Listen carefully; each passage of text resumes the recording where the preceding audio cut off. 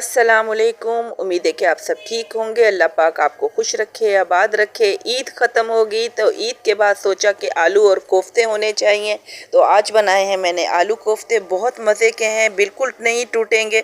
आपको पता है हमेशा से कोफ्ते टूट जाते हैं, ये कोफ्ते नहीं टूटेंगे। अगर आप इस तरीके से बनाएंगे तो इंशाल्लाह से आपको ये रेसिपी पसंद भी आएगी और ये तरीका भी अच्छा लगेगा।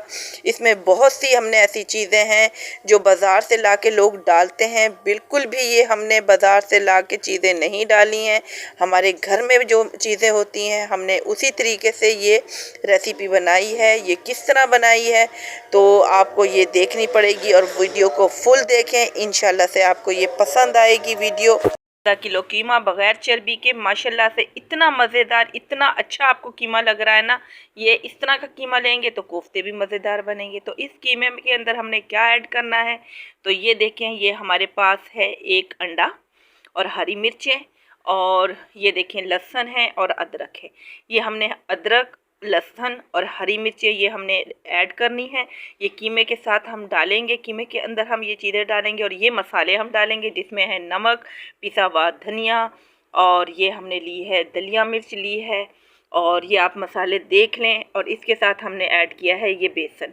बेसन को आप थोड़ा सा ब्राउन कर लें और इसमें आप कीमे में डालें। ये सारी चीज़ें आपने कीमे में डालनी है, और सारी चीज़ें जब ये कीमे में डाल लेंगे, मैंने इसीलिए आपको बताया है, जो कीमे में मैंने आपको चीज़ें बताई थी वो बेसन भी मैंने और वो मसाले हमने कीमे में डाल के अच्छी तरह से हमने इसको चॉप कर लिया था। चॉप करने के बाद ये देखें मैं कोफ्ते बना रही हूँ। कोफ्ते बनाने के लिए पहले मैंने घी में हाथों पे थोड़ा सा ऑयल लगाया और ये देखें गोल गोल कोफ्ते, कितने अच्छे कोफ्ते तैयार हो गए हैं।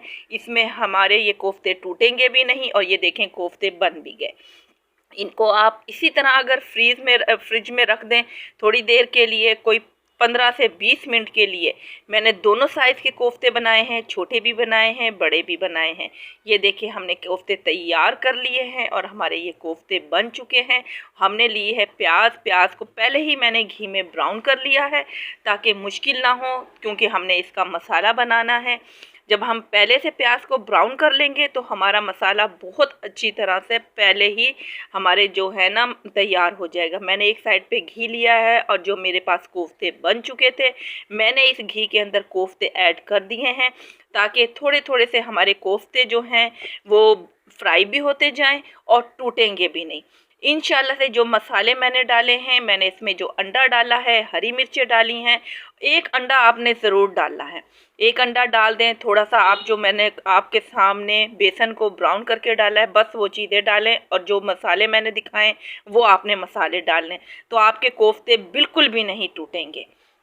ये चीज़ें मैं आपको इसलिए बता रही हूँ कि अगर आप थोड़े से ये फ्राई कर लेंगे ना, तो फ्राई करके ये कोफ्ते आप इनको एक जगह फ्रीज़ भी कर लेंगे और रख भी देंगे। मैंने दूसरी जगह ये देखें, मैंने जो प्याज थी उसको मैंने ब्राउन कर लिया था और इसको मैंने ये देख लें ग्राइंड करके मैंने इन कोफ्तों के साथ मैंने क्या करना है, ये मसाला भी ऐड कर देना है।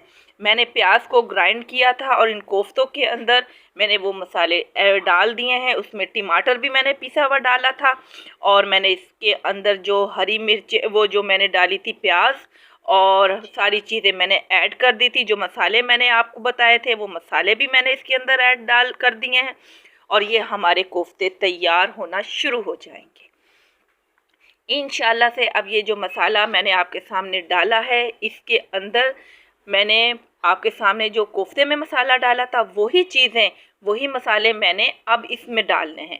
प्याज मैंने ब्राउन कर ली थी, अब मैंने हल्दी डाली है, पिसा हुआ धनिया डाला है, ये थोड़ी सी सुर्ख मिर्च डाली है मैंने। ये चीज़ें मैं इसमें ऐड करती जाऊंगी थोड़ी थोड़ी, ताकि मसाले के अंदर भी इनका जायका हो और हमारे कोफ्ते बिल्कुल भी ना टूटें। ये देखें थोड़ी सी मैंने इसमें साबुत गरम मसाले की ये देखें चीज़ें मैं ऐड कर रही हूँ, ताकि इसका जायका और इसकी खुशबू भी हमारे मसाले के अंदर आए, हमारे कोफ्तों के अंदर आए, और हमारे कोफ्ते बिल्कुल भी नहीं टूटेंगे। आप जितने दिन के लिए चाहे इन कोफ्तों को फ्राई करके फ्रीज़ कर लें और अपने घर में रख लें, जब दिल चाहे आप इनको आप एक ताज़ा हांडी तैयार कर सकते। तो हमारा जो है कोफ्ते बिल्कुल तैयार हो गए हैं। मैंने इसमें आलू ऐड किए थे क्योंकि मेरे बच्चे आलू पसंद करते हैं, तो हमारे आलू कोफ्ते बिल्कुल तैयार हो गए। इंशाल्लाह से आपको ये रेसिपी बहुत अच्छी लगेगी पसंद भी आएगी और आप कोशिश करें कि दोबारा से इसको आप अपने घर में एक दफ़ा बनाएं, और जब बनाएंगे तो इंशाल्लाह मुझे दुआओं में याद रखेंगे आप। इसके बाद मैंने डाली हैं थोड़ी सी हरी मिर्चें, उसकी डेकोरेशन के लिए, जायके के लिए, खुशबू के लिए। आपको पता है हरी मिर्चों का जो खुशबू और जायका बहुत अच्छा लगता है, तो मैंने इसीलिए हरी मिर्चें इसमें ऐड करी हैं। तकरीबन हमारा मसाला जो मैंने अब डाला है ना, इसमें गरम मसाला ऐड किया है ताकि खुशबू आए। मैंने गरम मसाला भी ऐड कर दिया, हरी मिर्चें भी मैंने इसमें ऐड कर दी। अब मैं आपको डिश आउट करके मैं ये आपको पूरी की पूरी रेसिपी में दिखाती हूँ। इंशाल्लाह से आपको ये पसंद आएगी।